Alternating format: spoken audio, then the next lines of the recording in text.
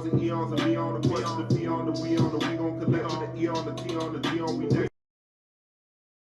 T on we on the fast, the C's on the heat on we on the fast.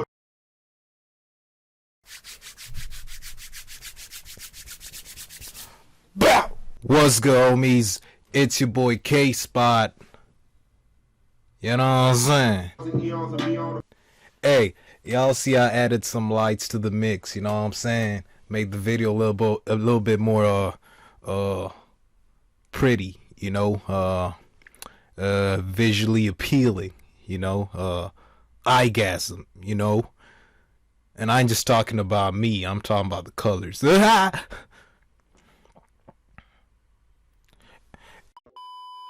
Hey yo, I've gotten much better at looking at the lens instead of looking at myself, you know what I'm saying? Okay, K-Spot, I see you getting better with this shit, you know what I'm saying? Anyways, yeah, so I'm back on this YouTube shit, you know, I just dropped a video like, yeah, was it last night? I dropped some anime shit, yeah, top 10 anime fights of 2019. You know, go check that out. You know what I'm saying? I dropped it a little bit late, but hey, it's still a dope video. You know what I'm saying? Yeah, and now today we're checking out how strong is Itachi? The GOAT, Itachi. You know what I'm saying? I feel like Itachi didn't reach his full potential, you know what I'm saying? And he was also sick, so he died pretty early.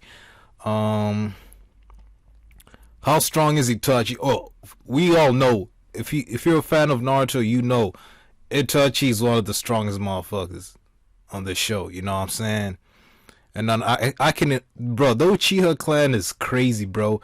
And I can only imagine what his friend Shisui was like. You know what I'm saying? Because apparently that nigga was stronger than Itachi. You know what I'm saying? But anyways, let's see how strong Itachi is. I ain't gonna speak no more. We gonna get straight to the video. Let's go. So I've been making a bunch of videos recently examining the strength of various Naruto characters, and I figured it'd be fun to make a new video about somebody who's way more popular and also way more powerful than anyone I've spoken about so far. Today we're talking about Itachi Uchiha, and I know everyone knows he's supposed to be like really strong, but I think where everyone struggles to agree is on exactly how strong. I've spoken to some people who think Itachi could beat Madara, I've spoken to others who think he's stronger than Jiraiya, and there are a whole bunch of opinions spread throughout in between. I of course have my own opinion. He could beat Jiraiya. Madara, I'm not sure. Bro, Madara's a whole different beast. Throughout the series, flashback scenes where he doesn't I'ma shut up. And the two light novels covering the events of his life before he deserts the Leaf Village. I think I'm gonna start with the light novels because I know a lot of you haven't read them, and they do give you quite a bit of insight into how talented Itachi is and the sort of crazy stuff he's been capable of even since his early childhood. But we saw this shit in the fillers though. The first of the two books because you learn a lot more about what Itachi can do in it than you do in the second one. Not to say that you don't get to see Itachi in action in the Book of Midnight, but it covers Itachi's time in the ANBU and the assassination of the Uchiha clan, which we already sort of know about, whereas the Book of Daylight covers Itachi's early childhood. We get to see him enroll in the academy, start life as a Genin, take the Chunin exams, and other things you may expect from a kid in the Naruto world. Now, for those of you who haven't read the light novels yet, prepare to have your fucking socks knocked off, because Itachi's no joke, even as a little kid. One example of some of the ridiculous things that he has done can be seen on page 28 when the Nine Tails is attacking Konoha. Itachi's with his mother Mikoto and his younger brother Sasuke, who was an infant at the time. Everybody's just sitting around all... Damn, the audio's fucked up. The Wi-Fi's on bullshit. Damn, how'd the Wi-Fi gone disconnect in the middle of a video? Ain't that shit crazy? We'll be right back. Not sure what to do because they're worried the Nine Tails is going to eat everyone, when all of a sudden a big chunk of debris falls out of the sky and threatens to crush Mikoto and Sasuke. Without a moment's hesitation, he we back into the air and breaks the debris apart with his bare fist. The way the book describes it, it sounds like he's amping his strength with chakra control, the same way that Sakura and Tsunade do. Obviously not to the same extent, but still, the fact that he's able to do this at all at 5 years old before even the academy is crazy.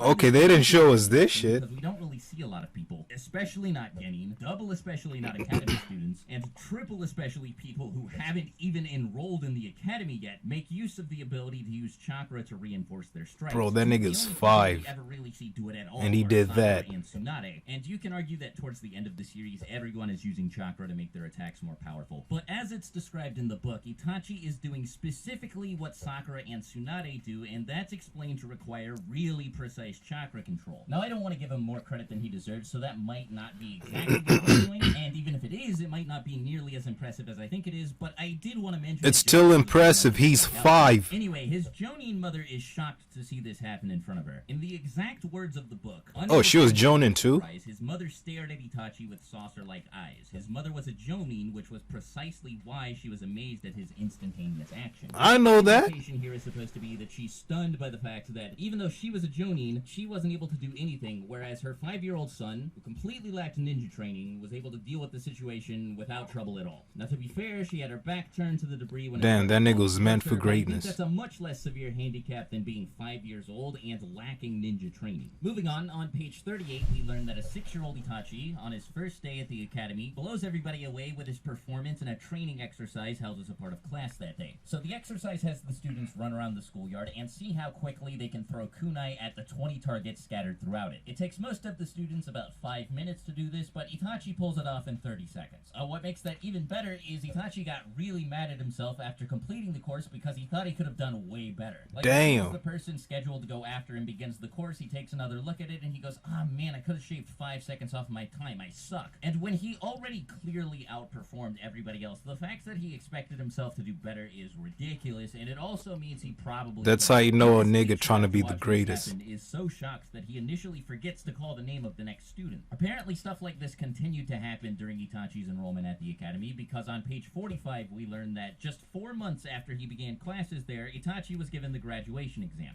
Surprise, surprise, he passes it, and he's allowed to graduate the following year. After Later 4 on, months. After Itachi becomes a Genin. During an encounter with Obito on page 81, we see him resist the effects of Obito's genjutsu. Now, this is only important because with him were 2 members of the Guardian Shinobi 12, a Jonin, and 2 Genin, one of whom was a genjutsu specialist. The Guardian Shinobi 12, the Jonin, and one of the Genin are all caught in this genjutsu, and the only people who are able to resist its effects are Itachi and his genjutsu specialist teammate. And for those of you who are prepared to say, oh man, that's not a surprise, Itachi's always been really good at genjutsu. At this point in the book, it's not really implied that Itachi can use genjutsu that well. As a matter of fact, when this fight happened, Itachi hadn't even awakened the Sharingan yet. What? It's actually the death of his teammate that happens during this fight that prompts Itachi's Sharingan to manifest for the first time. The only reason I'm clarifying is because that means an 8-year-old Itachi, without the aid of the Sharingan, was able to resist the effects of a genjutsu that caught 2 of the Guardian Shinobi 12 and a Jonin.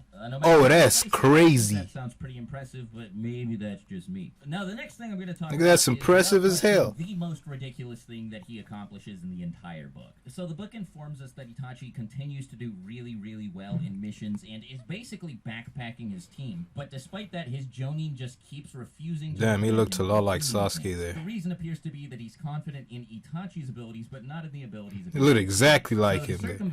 Wait, is that Sasuke?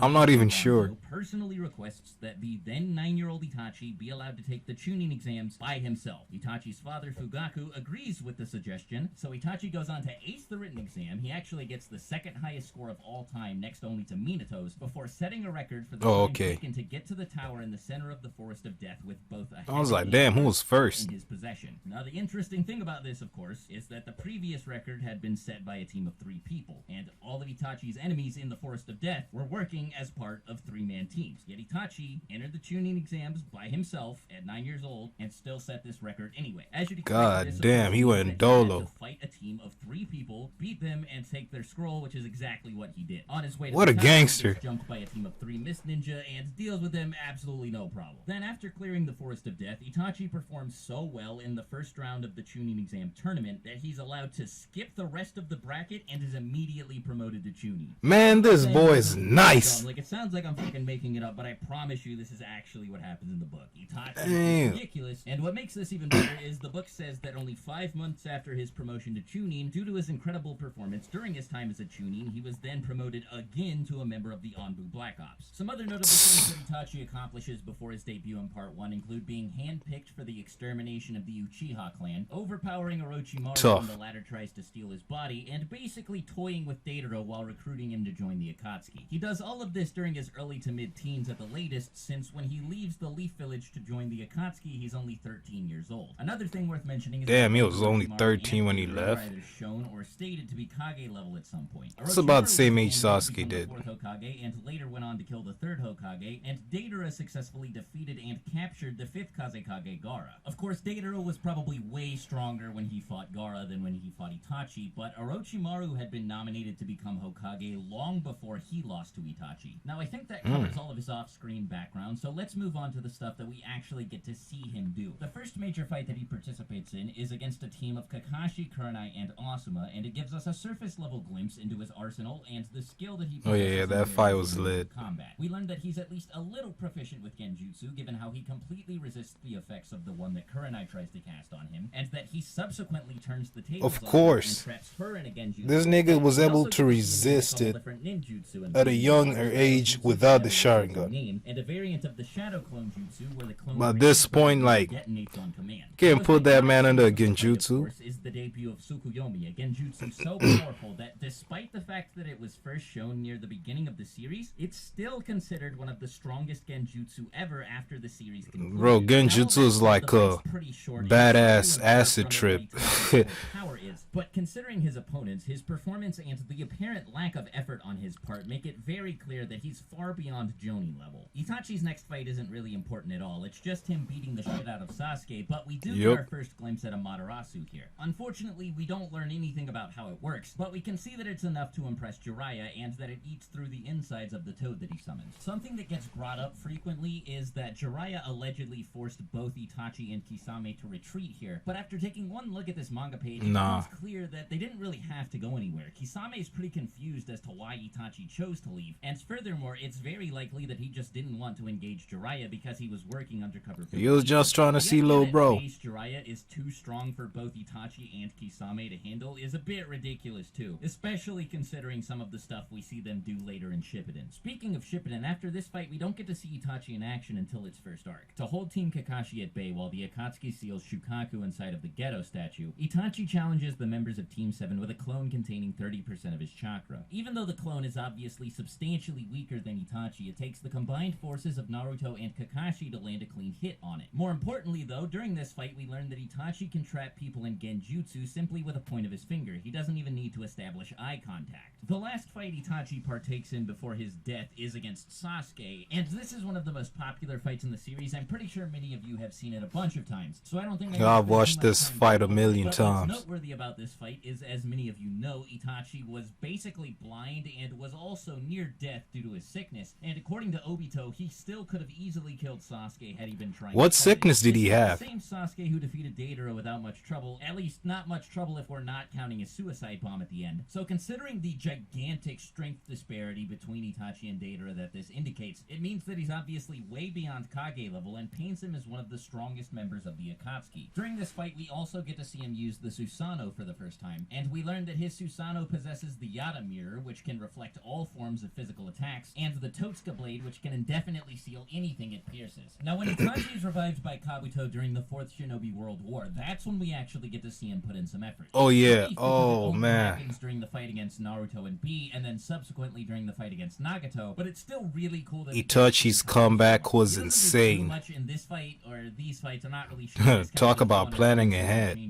But anyway, what he does do is pretty major. At the beginning of the fight, he swaps hands with QB Cloak Naruto, which is a really big deal because right before this fight, we find out that this Naruto is faster than the Raikage. Of course, it's possible that Naruto wasn't moving at full speed when this happened. In fact, it's very likely. But keeping up at all with someone who was at that point one of the fastest characters in the series is definitely worthy of praise. Later in the fight, when he switches sides and helps Naruto and B fight against Nagato, he basically carries both of them. The two are seconds away from death when Itachi swoops in and saves them with his Susanoo, and he's the one who ends up dealing the finishing blow to Nagato by sealing him with the Totsuka Blade. Itachi's last fight is against Kabuto with Sasuke at his side, but it's I love that fight from this because both he and Kabuto were holding back. Kabuto had to hold back because he didn't want to kill Sasuke, and Itachi had to hold back because he couldn't afford to kill or seal Kabuto, as that would leave no one to release the Edo Tensei. To be fair, of course, there's not much that Itachi could have done to beat Kabuto, but a single poke from the Totsuka blade would have gotten him the win. And whether or not he actually could have touched Kabuto with the Totsuka blade is arguable, but like I said, given the circumstances, it's difficult to tell. Still, even though both he and Kabuto were holding back, he managed to catch Kabuto with Izanami, allowing him to release the Edo Tensei and nearly end the war. So now that everything's on the table, it's time to answer the question posed in the title of the video. How strong do I think Itachi is? To be blunt, I think he's one of the strongest characters in the series, but that's not super I think so let me be too. more clear. Itachi is one of the most skilled users of both ninjutsu and genjutsu, and he has incredible skill with taijutsu as seen in his brief clash with QB Naruto. His arsenal is made up of some of the most overpowered broken shit in the Naruto verse, including exploding shadow clones, genjutsu that can be cast with the point of a finger, Tsukuyomi, a Amaterasu, the Yeah, he was low-key OP. of all time, and a Susanoo that wields an indestructible shield and a sword that can seal anything it touches. He has so many methods of dealing with potential threats that it's really unlikely that he'll ever find himself in a situation he can't get himself out of. But he's the definition of a glass cannon. His main weakness is his complete lack of stamina. So while he's easily able to deal with most of the opponents that might cross his path, if he's unable to do it quickly, he runs the risk of draining himself of chakra and tiring himself out. It's not a huge weakness though, since he's shown he's more than capable of taking opponents out quickly. And if we're talking about Edo Tensei Itachi, it's not even present in the first place. If I had to explain how strong I think he is by comparing him to other characters, I'd say he's the third strongest member in the Akatsuki, and if he were to become Hokage, I think he'd be the fourth most powerful behind Naruto, of course, Hashirama, and Minato. I think he's weaker than Obito just because Kamui's broken, and he's definitely weaker than Nagato, and I mean, you could maybe argue that he beat the Six Paths of Pain in his prime. In my personal opinion, I think that the Six Paths would overwhelm him because someone with low stamina like Itachi just isn't built to take someone like that on. Oh yeah, his stamina was low as shit. I don't feel like going super into detail about the topic, but I did want to put my position out there. I definitely maybe if he got to his prime, then it'd be possible, but amount of versatility, and the Totsuka blade Yatamira he didn't even get to that. Powerful, but Madara is a completely different beast, and maybe I'll make a video covering him at some point in the future. And I'm gonna watch the fuck out of it. Into a more recurring series where I discuss the strength of other characters.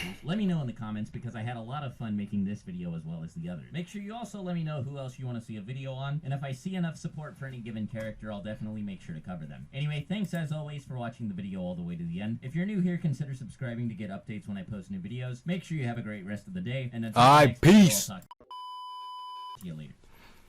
Hey yo, so that was how strong is Itachi. I definitely learned a lot of shit, you know what I'm saying, about Itachi. Like, I always knew that, you know, he was one of the strongest characters in the show. But seeing all this stuff, there's a lot of stuff I didn't know, you know what I'm saying?